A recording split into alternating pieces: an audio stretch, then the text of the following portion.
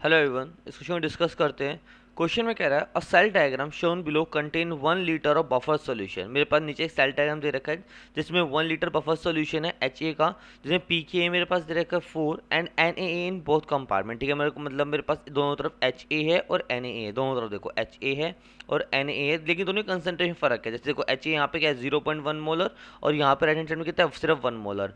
NaA कितना है यहाँ पे एक्वस 1 मोलर, यहाँ पे कितना है 1 मोलर। ठीक है, मुझे कहा in both command what is the cell EMF. मुझे सेल की ईएमएफ निकालनी है। ठीक है, एक लेफ्ट कंपार्टमेंट है एक राइट कंपार्टमेंट है। आपको पता है जो हम लेफ्ट कंपार्टमेंट लेते हैं इसे हम लोग क्या मानते हैं, ये हमारा होता है एनोड। तो लेफ्ट वाला साइड हमारा क्या है, एनोड है, जहाँ पे ऑक्सीडेशन हो रही होगी, और राइट वाली साइड क्या है मेरी, कैथोड है। तो अगर हम रिएक्शन की बात करें तो देखो भाई, अगर मैं एनोड की बात करूँ तो कौन यहाँ पे क्या हो रहा है, यहाँ पे आपका हाइड्रोजन है, यहाँ पे हाइड्रोजन है। जो लेफ्ट हैंड साइड है उस पर एनोड है। एनोड का मतलब वहाँ पे क्या होगी, ऑक्सीडेशन। ऑक्सीडेशन का मतलब क्या, जो मेरा हाफ ऑफ H2 है वो क्या दे रहा होगा, मेरा H प्लस दे रहा होगा, और साथ में क्या दे रहा होगा, इलेक्ट्रॉन दे रहा होगा। ठीक है, अगर मैं बात करूँ कैथोड की, कैथोड पे क्या होता है, रिडक्शन। रिडक्शन का मतलब क्या, कि तुम्हारा जो H प्लस है वो एक इलेक्ट्रॉन ले रहा होगा और क्या बना रहा होगा, आपका हाफ ऑफ H2 बना रहा होगा। ठीक है, ये लेफ्ट हैंड साइड और राइट हैंड साइड की रिएक्शन हो गई। अब मेरे पास ईएमएफ ऑफ द सेल निकालना है। मेरे पास नर्स्ट इक्वेशन है। नर्स्ट इक्वेशन क्या कहती है कि EMF is equal to E not minus R T upon में एन एफ, यहाँ पे एल एन, और यहाँ पे क्या है, एक काम करो इसे टू इसी लॉ के टर्म में लिखते हैं सीधा।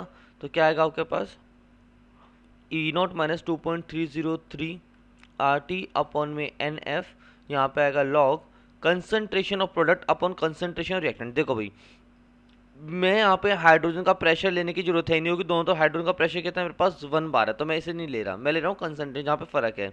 मेरे पास राइट हैंड साइड क्या आएगा रिएक्शन में, H plus of anode divide by यहाँ पे आएगा H प्लस ऑफ कैथोड। अगर यहाँ पे बात करूँ इस पूरे की वैल्यू हमें पता होती है कितनी, 2.303 आर टी अपॉन में एफ की वैल्यू हमें पता होती है 0.059। तो इसे हम लिख देते हैं क्या, E M F is equal to E not minus, इसे अप्रॉक्स 0.06 मान रहा हूँ मैं, डिवाइड बाय एन। एन होता है नंबर ऑफ इलेक्ट्रॉन। कितने नंबर ऑफ इलेक्ट्रॉन है भाई, देखो एक है तो यहाँ पे 1 ले लिया।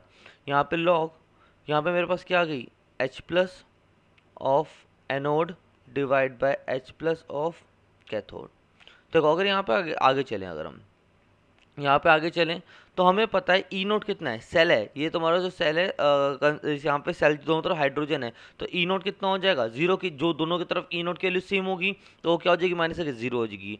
तो हमारे पास जो ई एम एफ का फॉर्मूला आएगा वो किसके बराबर आ गया, E M F is equal to minus 0.06, यहाँ पे आ गया लॉग H प्लस, यहाँ पे क्या है मेरा anode divide by H plus, यहाँ पे क्या है मेरा कैथोड। अब माइनस को अंदर ले जाओ लॉग की तरफ, तो क्या बचेगा, ईएमएफ की वैल्यू क्या बचेगी 0.06, यहाँ पे लॉग, यहाँ पे आपका रेसिप्रोकल हो जाएगा कि नेगेटिव जो जाएगी यहाँ पे पावर नेगेटिव बन जाएगी, इधर की तरफ पूरी पावर नेगेटिव आएगी, जिसकी वजह से क्या होगा फिर रेसिप्रोकल हो जाएगा, तो मतलब log H plus of cathode ऊपर आ जाएगा और H प्लस ऑफ एनोड नीचे।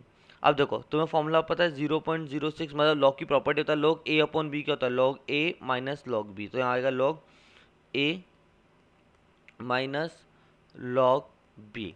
तो मतलब अब मेरे पास जो है क्या निकालना, मुझे इसकी वैल्यू निकालनी, तो मेरा E M log H plus cathode minus log H plus anode की वैल्यू निकालो तो मेरा आंसर आ जाएगा। देखो ये कैसे निकलेगा, मेरा बफर सॉल्यूशन दे रखा था क्वेश्चन में कि बफर सॉल्यूशन है, और जब बफर सॉल्यूशन होता है आपके पास फॉर्मूला होता है क्या, पीएच का, वो क्या होता है, pH is equal to P K A plus log salt upon acid, मतलब सोल्ट की कंसनट्रेशन अपॉन में एसिड की कंसनट्रेशन, ये मेरा फॉर्मूला होता है। तो देखो अब फॉर्मूला पुट करते हैं, पहले मैं निकालता हूँ एनोड के लिए। यहाँ पे मैं इस फिगर एक काम करता हूँ, इस फिगर को ना मैं कॉपी पेस्ट कर लेता हूँ। ठीक है, अगर मैं यहाँ पे निकाल रहा हूँ किसके लिए, मैट एनोड की बात करता हूँ, मैं यहाँ पे एनोड के लिए निकाल रहा हूँ। तो मुझे पता है फॉर्मूला क्या है, P H is equal to,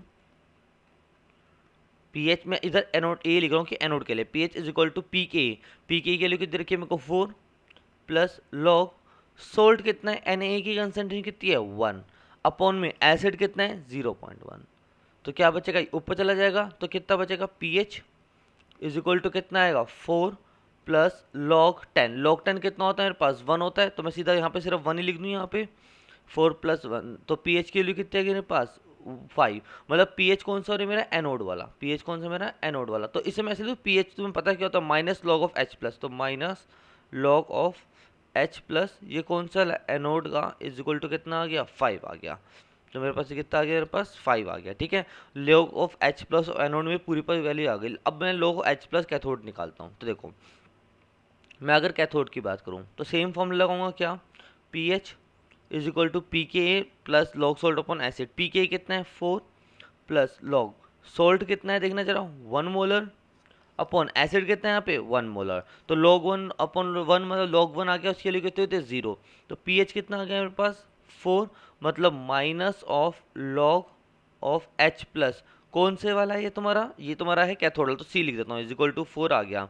क्या मैं इसे ऐसे लिख सकता हूँ भाई, देखो जरा, ये माइनस और लॉग ऑफ एच प्लस आया है मेरे पास, क्या मैं इसे ऐसे लिख दूँ कि लॉग ऑफ एच प्लस जो कैथोड वाला है इज इक्वल टू -4 है, क्योंकि माइनस होगा वहाँ ले तो फर्क क्या पड़ेगा। ऐसा क्यों किया मैंने, आपको समझ में आ जाए क्यों, क्योंकि जो वैल्यू थी ना ईएमएफ, वो क्या थी, मेरे पे ईएमएफ आया था यहाँ पे, वो क्या आया था जरा देखो, मेरे पे ईएमएफ ये आया था 0.06 log H plus of cathode minus log H plus of anode. मतलब मैं यहाँ पे लिखूँ अगर, तो मेरे पास जो ईएमएफ की वैल्यू आई थी, ईएमएफ की वो आई थी 0.06, यहाँ पे था मेरा log H plus of cathode minus log H plus of anode.